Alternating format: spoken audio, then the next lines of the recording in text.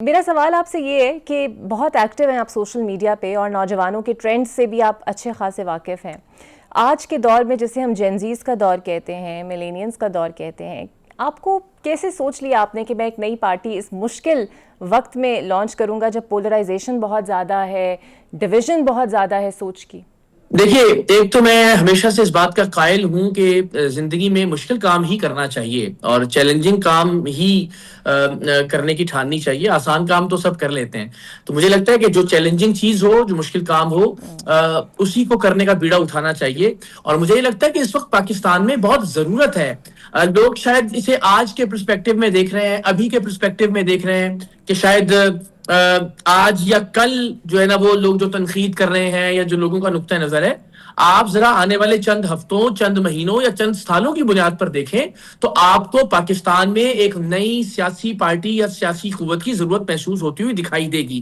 اب سوال یہ ہے، میں بار بار یہ کہتا ہوں کہ آنے والے وقت میں کہ جب یہ جو بومرز ہیں، ظاہر ان کے دور کا، ان کے عہد کا خاتمہ ہو رہا ہے، چاہے وہ نواز شریف ہیں، چاہے وہ زرداری صاحب ہیں، چاہے وہ عمران خان صاحب ہیں، تو پاکستان کے لوگوں کے پاس اور بالخصوص جو جینزی ہے، جو نوجوان ہیں، ان کے پاس کیا آپشن ہے؟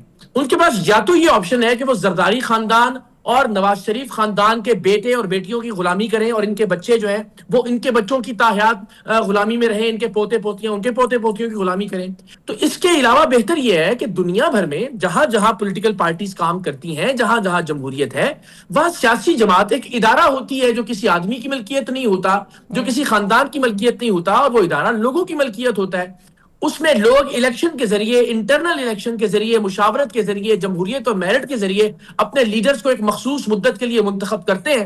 وہ لیڈرز اپنا کام کرتے ہیں، اس کے بعد نئے لیڈرز منتخب ہو جاتے ہیں. ہم نے ایک عجیب ہی سائنس بنا لی ہے جسے ہم نے جمہوریت کا نام اس کھچڑی کو دے دیا ہے.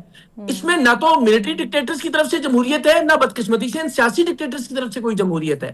تو ہم ایک ایسی سیاسی جماعت کی بات کر رہے ہیں جو اپنے اندر جمہوریت رکھتی ہو، جس میں ایک عام آدمی کے پاس، ایک مڈل کلاس کے نوجوان کے پاس برابر کا موقع ہو کہ وہ بھی الیکشن کے ذریعے، میرٹ کے ذریعے پارٹی کا چیئرمین بن سکے، ملک کا وزیر اعظم بن سکے. کیا ضروری ہے کہ 78 سال میں ہم نے اس ملک میں صرف امیر زادوں کو وزیر اعظم منتخب کیا ہے؟ ہم صرف پیسے والوں کو سمجھتے ہیں کہ وہی جو ہے وہ اقتدار کے لیے اور قیادت کے لیے اہل ہے. مجھے لگتا ہے کہ آپ کو ایک ایسا سیاسی پلیٹ فارم بنانے کی ضرورت ہے، اور ہم نے اس پلیٹ فارم بنانے کی تحریک کا آغاز کیا ہے. ہم شعوری طور پر، فکری طور پر اور نظریاتی طور پر اس پلیٹ فارم کی تخلیق اور اس کے قیام کی بات کر رہے ہیں اس وقت پاکستان کے لوگوں سے اور نوجوانوں سے.